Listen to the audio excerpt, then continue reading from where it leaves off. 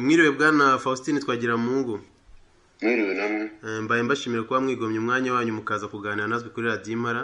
Icyo nifuza ko twaganira ni amatangazo ashobora kuba yarasohotse aho mwemeza yuko mwifatanyije n'umutwe wa FDLR. Ibi koko byaba ari byo? Nibitangazo barisomye nibyo kuko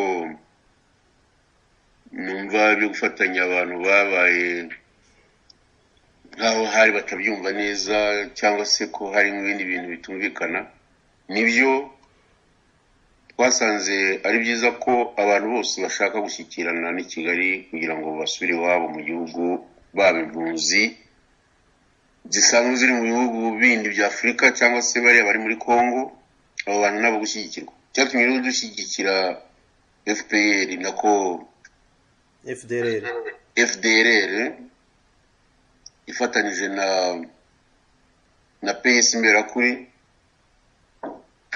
nuko bavuga ko ibyiza abanyarwanda bari mu mashyamba ya Kongo bataha, ariko batahe bikoreye amaboko, bya bindi dukunze kumva kenshi y'abantu iyo bari ku butegetsi bavuga ko abandi nta bibazo bafite bashobora kuza gusa, bakaza ari uko babanje kugira imishyikirano n'ubutegetsi bw'i Kigali.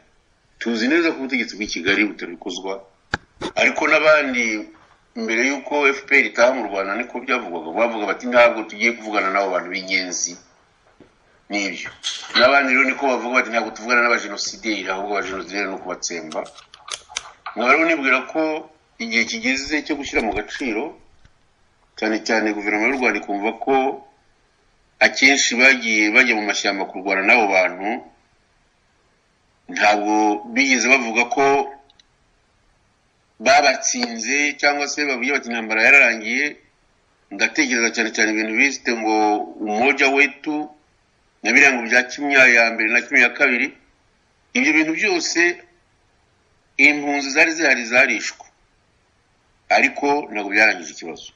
Igituma rero dufatanya niki nuko abantu bashaka ko habaho imishyikirano. Icya kabiri nuko ibihugu biri mu karere turimo, ndavuga cyane cyane cya Tanzania, Perezida we yigeze gufata ijambo mu kwezi kwa gatanu ngira ngo ko mwaka ushize asaba Perezida w'u Rwanda ko byaba byiza yumvikanye n'abo banyarwanda bari mu mashyamba bagataha, ikibazo kigakemuka, Kongo ikagira amahoro n'abanyarwanda bakagira amahoro, maze impunzi nazo zikaboneraho zikaba zataha mu Rwanda.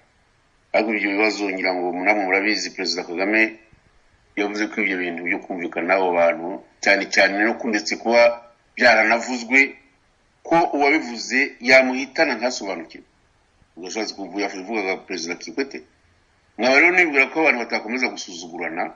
Icyo kibazo kigomba kwigwa kandi kikakemurwa n'abanyarwanda, niyo babifashwemo n'amahanga, ariko kigomba kurangira. Nibyo rero ntabwo abantu bagomba gukekeranya ngo ariko se koko ngo mwaba mwarasinyanye n'abo bantu. Gusinya n'abo bantu nyine nta cyaha kirimo. Kubinyerekeye ngewe ntabwo ngiye kujya mu mateka. Abantu baravuze ngo inyenzi zateye muri 1990. Inyenzi zarateye kandi koko, kandi ntabwo zateye zije ziririmba gusa, zaje zica n'abantu. Twese ko kitwemeye gufatanya nazo. Nk'abantu bibwira rero ko igihe twavuga tuti abo banyarwanda nibatahe, nibaze mu gihugu cyabo, nimureke twumvikane, abantu baricara bajya Arusha. Gusa icyo tutamenye nuko abo twicaranaga bari bafite amayeri bavuga ko bazafata ubutegetsi bwose atari ukumvikana gusa. Twebwe rero ni bareke abanyarwanda bumvikane, Perezida Kagame niyemere, kuko ntabwo ari umwererega. Niba yavuga ati ndi umwere nta n'icyaha mfite, ariko kuba yumvikana n'abandi bantu, ngiye nta Karacunikovu nanigira ashyira mu ntoki zanjye. Wenda nizandasa ariko ntayo nanigira ashyira mu ntoki. Nkaba nibwira ko rero igihe kigeze ko Kagame yemera ko abanyarwanda bashaka gutaha, batazataha bahetse amaboko. Yemere kandi ko abenshi muri bari abantu bari mu mashyamba ya Kongo ari imfubyi kubera ko yishe base na ba nyina mwaka w'igihumbi kimwe magana cyenda mirongo icyenda na gatandatu kugeza muri mu mwaka w'igihumbi kimwe magana cyenda mirongo icyenda n'umunani. Mapping report irahari, ntabwo ari ibintu mpapira. Abantu barapfuye, byaranditswe ko abo bantu bapfuye mu by'ukuri bigiye imbere y'inkiko, cyane nk'urukiko mpuzamahanga rwakwemeza gusa ko batapfuye urupfu rusanzwe, ko ari jenoside bakorewe. Ariko ibyo bavunira ibiti mu matwi ukagira ngo ntibumva, ukagira ngo abantu bapfuye bari inyamaswa, bari abantu kimwe n'abandi bapfuye. Bityo rero nkaba nibwira ko icyatumye twumvikana si ugufata intwaro, icyatumye dusinya ni ukugira ngo abantu bicare ku meza amwe baganire, bumvikane, batahe mu gihugu n'abakirimo bagira umutekano. Nibyo ntabindi. None se bwana Faustin Twagiramungu, ko ejo bundi Minaroke uhagarariye Minaroke mu Rwanda yavuze ko umuntu wese uzifatanya na FDLR azafatwa nkaho ari umuterabwoba, ko mu Rwanda bo bafata FDLR nk'umutwe w'iterabwoba. Mwe ntabwo wabibateye? Ubwoba bw'iki se bigomba kuntera ubwoba kuma? Jewe igihe numva mvugira igihugu cyanjye, nkaba mvugira abanyarwanda bari muri situation, kuvuga bari mu mwanya nanjye nk'ubundi ari ngubu ndi impunzi. Abantu banga kumpa visa cyangwa bakanga kumpa passport, nasabye kuva ku itariki ya 7 z'ukwezi kwa 5 kugeza magingo aya, umva ko ari iki ngo ntabwo babinteye. Ubwoba biriya President Kagame ahora aje no mu kiliziya, niba ari muri kiliziya aho nabonye ba bishop bamutumiye akavugira amagambo akaze yo kwica abantu bari aho bumva, abantu bihaye Imana bakoma amashyi ngo umupasiteri witwa Rutayisire bakoma amashyi, s'il vous plaît. Biriya bintu n'amahano, ukanyicira ko umuntu apfa, ntibundi tuzapfa. Ariko kunyica ngeze iki gihe ngewe sava azanyica niba ari umugabo yumva ko ari byo bizakiza igihugu. Mugane wa wundi biciye ku kibuga cy'Inyamirambo, gupfa je simbitinya. Urumva ikibabaje no kwica abana bato bari bagifite igihe cyo kugira ngo barebe ukuntu baba mu gihugu bakizanamo n'amahoro. Nkawe nk'umunyapolitike kandi ukaba ufite ubunararibonye muri politiki y'u Rwanda, ejo bundi FDLR ubwayo yatangaje yuko ishyize intwaro hasi, ko yiyemeje jitoma gukora politiki nk'indi mitwe yose, ari nayo mpamvu yashatse gufatanya n'indi mitwe ya politiki kugira ngo bakore uburyo abanyarwanda bataha mu buryo bw'amahoro. Ariko bikubitiyeho nuko hari abantu benshi bo muri ONU batangaje yuko FDLR koko gahunda bafashe yo kwirwanya atari kimwe na gahunda bafashe yo kurwanya M23, kuko abenshi barimo ari abana bato bafite mu kigero cy'imyaka 20 ndetse n'ibyabaye nk'iswa n'itsembatsemba mu Rwanda, ibyo bintu batabifitemo uruhare barenga 70%. Ni kuki leta y'u Rwanda yo yanga ikanangira ivuga ko itagomba kuganira na FDLR n'abandi bantu batavuga rumwe na leta y'u Rwanda? Ariko se icyo kibazo nyine ko leta y'u Rwanda itabishaka, kuki usangiye ku kibazo? Ngeso ngundi ndi ministre se wa Minaloc, ndi gusa ministre wa Minaloc sinzi niba ari we James Musoni niwe cyangwa nundi. Niwe Musoni. N'abantu bigize intore cyane, bumva ko igihugu cyabaye paradizo yabo, nta bandi bashobora kukinjiramo, abandi bashaka kukinjiramo bose bazajya bitwa genocide. Igihugu ni cy'abanyarwanda, abene igihugu ni twebwe twese, nta muhutu nta mututsi nta mutwa ugomba kugira uruhare ruturuka abandi. Ariko bari abantu bumva ko ngo gukomeza gukoresha rya jambo ngo twabuhoje igihugu. Igihugu cyabohejwe nande? Igihugu nta wakibohoreje, nta nubwo icyo gihe abantu bari bakeneye ko bakibohoza. Hari ubutegetsi bwo twashaka kubutsinda ku buryo bwa demokarasi, ntibyashobotse. Baje rero barwana, baza guhimba andi magambo abwirwa abazungu n'ibyo mu Cyongereza, abazungu bakabyumva batabavuga baravugisha ukuri. Bari n'abantu n'abanyabinyoma. Ntabwo rero twebwe ibyo Minaloc yavuze avuga ngo umuntu wese ngo uzavuga ko afatanije n'abo bantu ngo azafatwa nk'umwanzi, ayo magambo yakoreshwaga n'intera hamwe igihe inkotanyi zarwana. Ariko sinjya numva ko abantu bashobora kujya baceceka rimwe na rimwe gusubira mu mateka y'igihugu. Inkotanyi zaje zitari ko mpora mbivuga ko zitaje zitwaje Bibiliya, zize zitwaje Quran, zaje zitwaje imbunda zica, zisatura inda z'abagore, ababikorewe b'abanyabyumba abenshi barokotse baracyahari. Ariko twarice turavuga tuti ni byiza ko twumvikana nabo, n'abanyarwanda bagataha mu gihugu cyabo. Abandi babivuga ngo ngo tuzamufata nk'umwanzi ahubwo na president. Ariko ngewe narumiwe, perezida akajya hagati y'abantu ati abantu barwanya ubutegetsi babyita igihugu ngo barwanye igihugu bakakigambanira abo bantu bose ngo zabasanga naho bari ngo batsembatsembe. Iyo mvugo sinari nyerutse kandi nta nubwo yagombye guturuka mu kanwa k'umuntu uvuga ko ayobora igihugu. Ngaba rero nibwira ko ibyo by'ubwoba no gukanga ngo bazabafata nk'abanzi kimwe bina bya bintu bimvuga gitera hamwe, ibyo ntabwo ari byo twishingiye. Twebwe turashaka kuganira kugira ngo abanyarwanda bashaka gutaha mu gihugu cyabo bagitahemo. Ntabwo rero byari byaje musuni bazabuza abanyarwanda gutaha. Niba ramuka banzi by'ibiganiro nicyo ngewe ahubwo nkunda no kuvuga. Tuzakurikiza inzira ba FPR bafashe. Bose ntibayizo ari iye bafashe. Natwe niyo tuzanyuramo maze turebe. None se kuba FDLR yemeye kwikusanyiriza n'andi mashyaka, mubona ko hari andi mashyaka yandi ashobora kuba ashaka FDLR ngo bashobore kuba bakwibumbiramo kugira ngo urugamba mutereje imbere rukomeze? Ni irihe shyaka ryaba riri hanze rigashaka gufatanya nabo babuzi? Ari RNC, ari FDL, ari PDP, ari PDR umuri. Ayo mashyaka yose ni na CNL. Ayo mashyaka yose twebwe turashaka ko ashyira hamwe, twese tugahuza umugambi, tukavugana n'ubutegetsi bw'i Kigali. Kandi nyine bisubiremo bazakoresha ibyo bintu byo kwica no gukomeza guca imigani ku manywa ngo abantu bose ngo uzavuga ko ngo wazize ishyaka ryo kubarwanya ngo azafatwa nk'umwanzi, bizahinduka ibyo ari byo byose.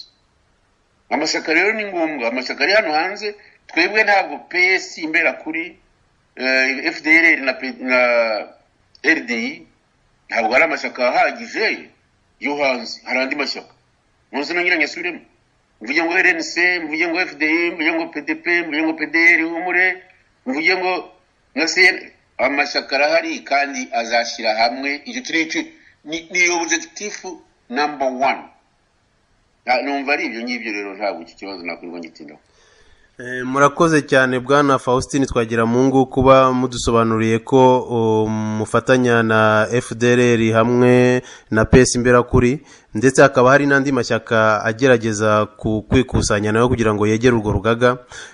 Ariko nonge kubabaza ikibazo nti ejo bundi perezida mu bibyo by'amasengesho umwanya mwavugaga yavuze amagambo akarishye, nyuma yayo ministre w'intebe yavuze, nyuma yayo ministre w'ingabo yavuze James Kabarebe, ndetse na ministre w'ububanyi n'amahanga. Nkamwe umuntu ukuriye abanyarwanda ufite ubunararibonye muri politike, aya magambo ubona bavugira ku muntu wapfuye, urabona ari amagambo akwiye abantu bategeka igihugu? Ariko urumva ko ikibazo ntavuga ngo nibyo, ni ikibazo ni ngombwa ko musubiza ko atari byo.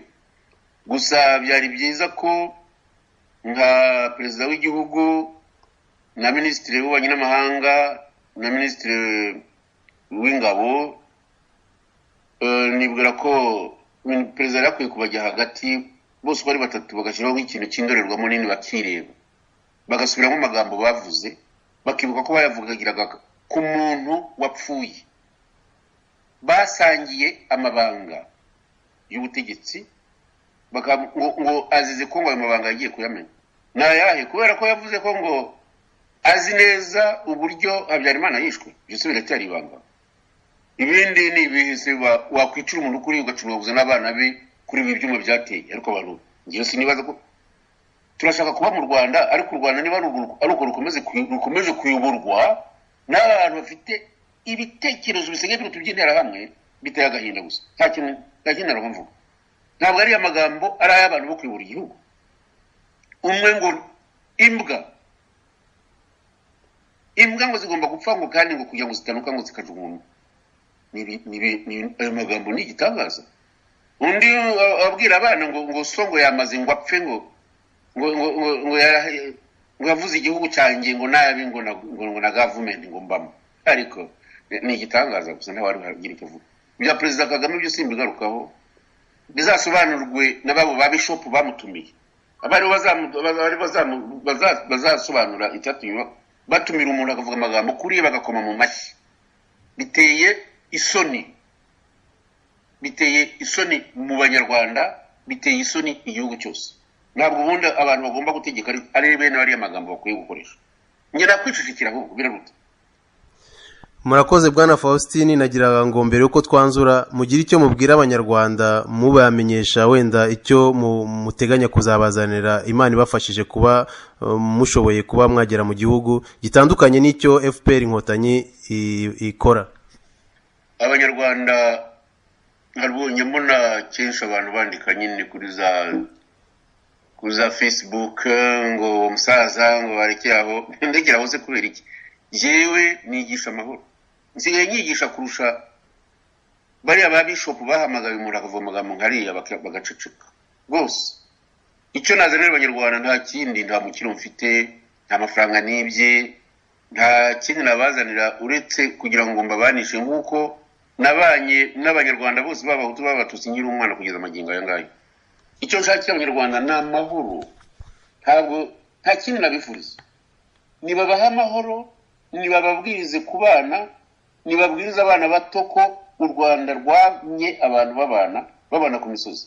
Ariko ibintu bya politike dore ko ariyo dupfa, yaje kubivangavanga byose, ukubona n'umukecuru utarugize menya sushefi cyari cyo, cyangwa se mwamenye igisonga, cyangwa se mwamenye abamotsi, abantu ukubona baratitije bamumennye umutwe, abandi bakaza bati bo abanga ariko ubwicanyi sinabona uko mbwira ko umuntu mukuru w'igihugu yogeza ubwicanyi, tuzi ibintu twanyuzemo niyigisha amahoro biteye agahinda. Rero ntacyo mfite cyo kubaha uretse kuba nabigisha amahoro aho baba bari hose.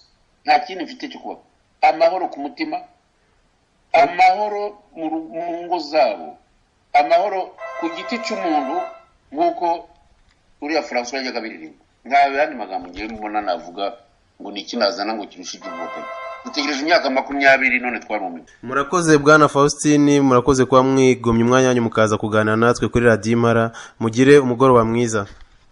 Mugire umugoroba mwiza namwe, murakoze ku bikiganiro.